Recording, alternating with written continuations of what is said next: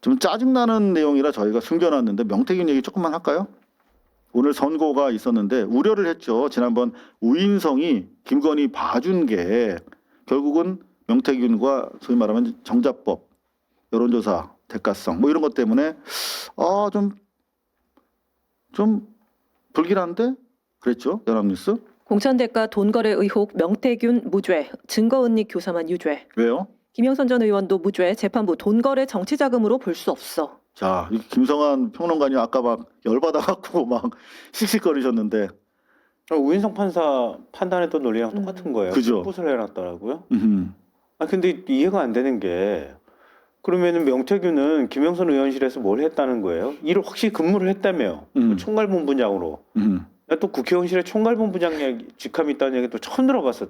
머리 털라고. 똔똔 분바이 죄송합니다. 아니 그건 그렇다 치고 그럼 각 지역지에서 쓸 수 있는 보좌관이나 정해져 있잖아요. 정해져 있죠. 지역 사무국장이라고 표현하기도 하고 그리고 국회의원실에서 근무하는 보좌진들의 인원수까지도 다 제한돼 있고 그렇죠. 그리고 그 공무원 신분으로 일하게 돼 있고 하잖아요. 근데 명태균은 이것도 아니고 저것도 아니고 그냥 총괄본부장이야. 근데 국회의원 세비 반띵해서 가져가. 근데 이걸 근무한 게 확실합니다. 그래가지고 저도 아무 문제 없다고 이걸 무죄라고 판단을 한다는 거예요. 야, 이거 명백한 사실 또 대가성으로 나눠 가진 거 아닙니까? 아니 그리고 공천 문제를 우인성이 그렇게 정리를 해버렸잖아요. 대통령한테 연락을 하고 쪼르고 뭐 했든 간에 대통령이 명태균 해주라고 하는데 당이 말을 안 들어 이렇게 해서 공관위원장한테 전화를 해도 우리는 내부 시스템에 따라서 잘 공천했습니다. 이렇게 하니까 그래? 그럼 무죄네.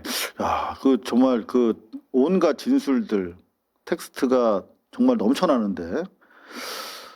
그리고 명태균 여론조사 우인성 판사 한 거 그거잖아요. 여론조사 가서 갔다가 비공표 여론조사 갖다 바쳤다 그렇게 얘기를 하는데 비공표 여론조사 대통령한테만 갖다 바친 것도 아닌데 근데 대통령하고 계약을 했어 캠프하고 계약을 했어 계약도 안 했으면 너가 자발적으로 갖다 준 거잖아. 네. 이렇게 해서 그 논리 쓱 빠져나가. 명태균이가 내가 그동안에 했던 여론조사 비용 받으러 간다고 엑셀표 딱 정리해서 내가 김영선 공천 받아가지고 올게. 그리고 김건희 만나러 오겠다고 쫙 짐 싸가지고 올라오면서 엑셀 파일 줬다고 하는 거는 저게 어디 감히 어디 대통령 당선인 영부인한테 가가지고 거짓말로 뻥으로 지금 가가지고 엑셀표를 만들어? 그럼 무죄. 도대체 이거 뭐야? 불법 행위에 대한 판결이 계약서가 무죄. 없다는 이유로 무죄인 거예요. 이게 무슨 판결이 이러냐고요.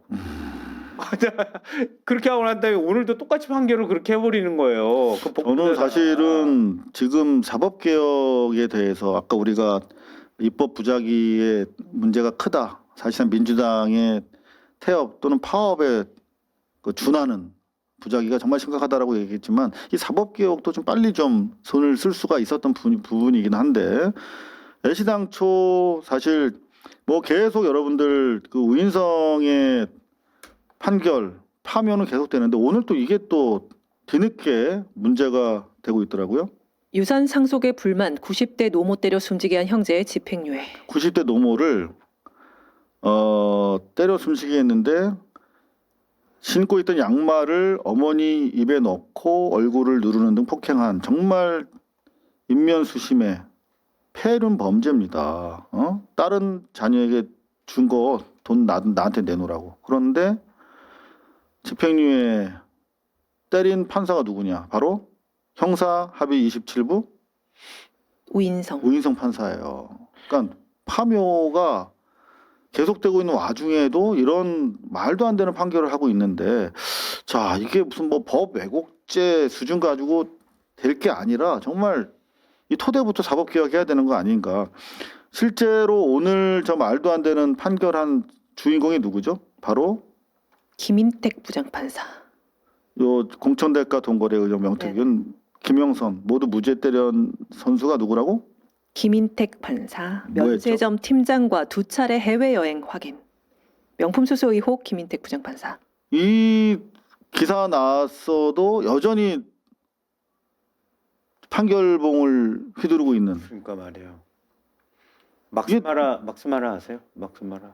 명품이잖아요. 막스마라 코트 200만 원짜리 95% 할인된 15만 원에 사시는 대단한 능력자잖아요. 아니 일반 공직자가 그랬어 봐요. 그럼 벌써 끝났지. 근데 어떻게 여전히 지금 법대에 앉아가지고 이런 말도 안 되는 판결을 하도록 방치하고 있느냐. 너무나 국민들이 사실 무기력감이 느껴집니다. 이걸 풀 수 있는 데는 입법부밖에 없는데.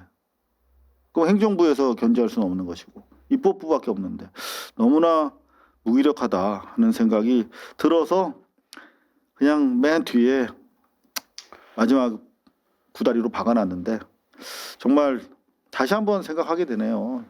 정말 나라가 바로 서기 위해서 입법부의 역할이 얼마나 중요한지 그리고 정부 여당 집권 여당의 당대표가 얼마나 중요한지 다시 한번 생각해 보게 되는 것 같습니다. 자 오늘 정말 귀한 분들 모시고 오랜만에 좀 공부한 느낌이 듭니다. 그러게요. 자 우리 최상욱 대표님 어떠셨어요? 네, 재미있었는데요. 굉장히 위태로운 저한테 그런 게 좀 있었던 것 같아요. 저는 근데 민주당 합당 과정을 보면서 네. 저도 이런 굉장히 정치적인 상황에 많이 놓였었는데 그 정쟁이 명분쟁이여야지 감정쟁으로 가면은 화합이 안 되거든요. 그러니까 명분으로 서로 어쨌든 개인적으로 기분 엄청나게 나빠도 서로 명분으로 좀 다퉈야지 맞습니다. 되는 것 같고 맞아요. 예, 그 감정이 들어가기 시작하면은 이게 아까 제가 좀 캐릭터 그 민주진영 캐릭터들의 몸값이라든가 사이즈를 키우는 그런 전체적인 과정으로 볼 때 그게 서로 명분의 싸움으로 가면서 서로 같이 커지는 것이 좋은 방향인 것 같습니다.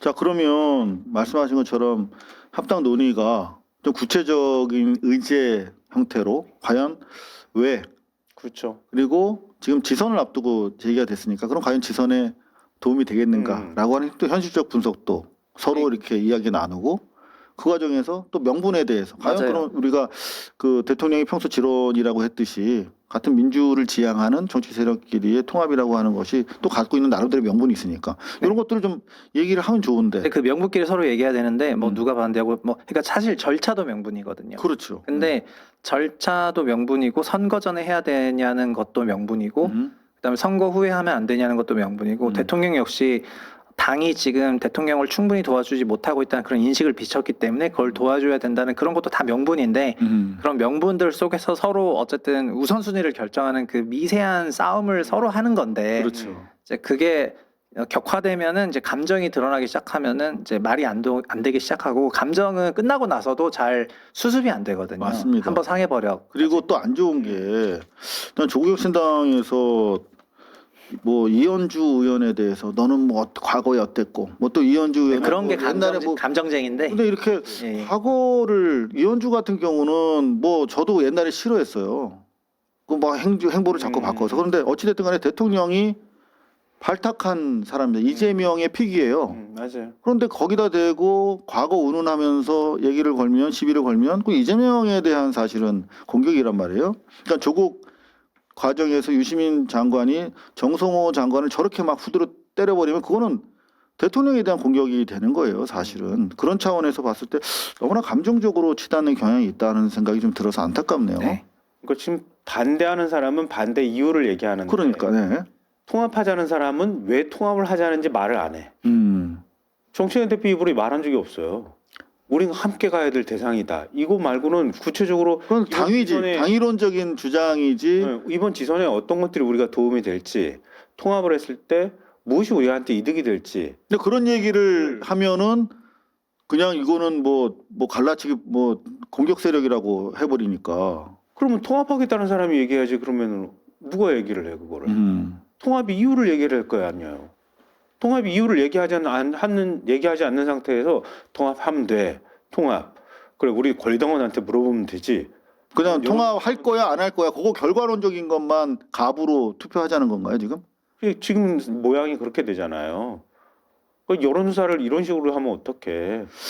통합이 얼마나 복잡하고 힘든 일인데 지금 더군다나 선거를 앞둔 상황이어서 각 후보들마다 전부 다 자기 집은 주장할 텐데. 저는 대통령이 매일 국무회의 하시면서 말씀하는 거 들어보면 정말 설명을 합니다. 친절하게 네. 반복적으로 얼마나 힘들겠어 본인은.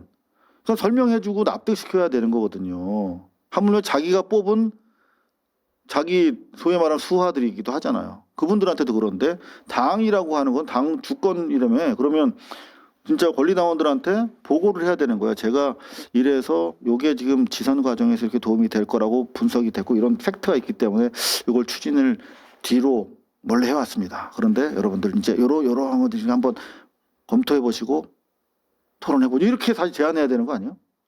설명하면서. 이렇게 비유하는데 회사 오너가 다른 회사랑 합병을 하려고 그래요.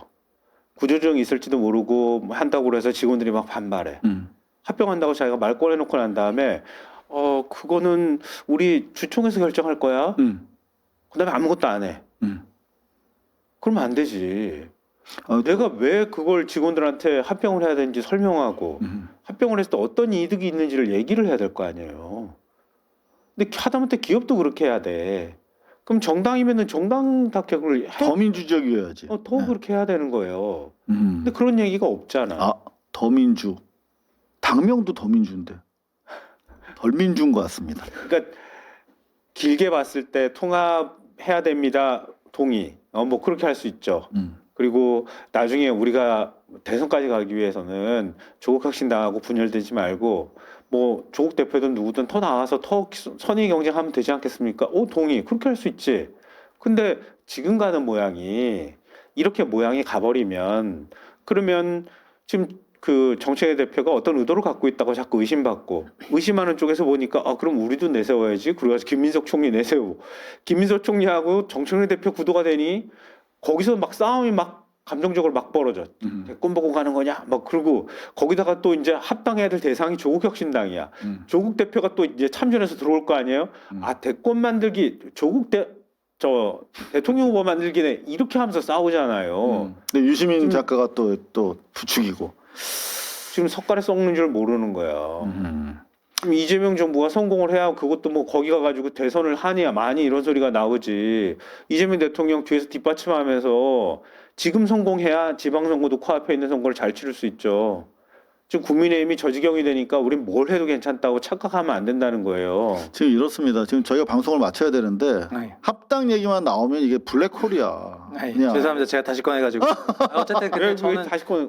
명분과 합리의 싸움이야지 감정의 싸움이 되면은 그 골이 깊어지고 나중에 큰 맞습니다. 문제가 되기 때문에 맞습니다. 네, 맞습니다. 네, 그냥 서로 그냥 자기 합리성을 주장하시는 것이 좋을 것 같습니다. 네.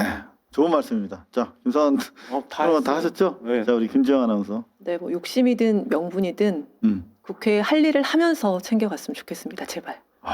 오늘 말씀 중에 제일 핫한 말씀인 것 같습니다. 감사합니다.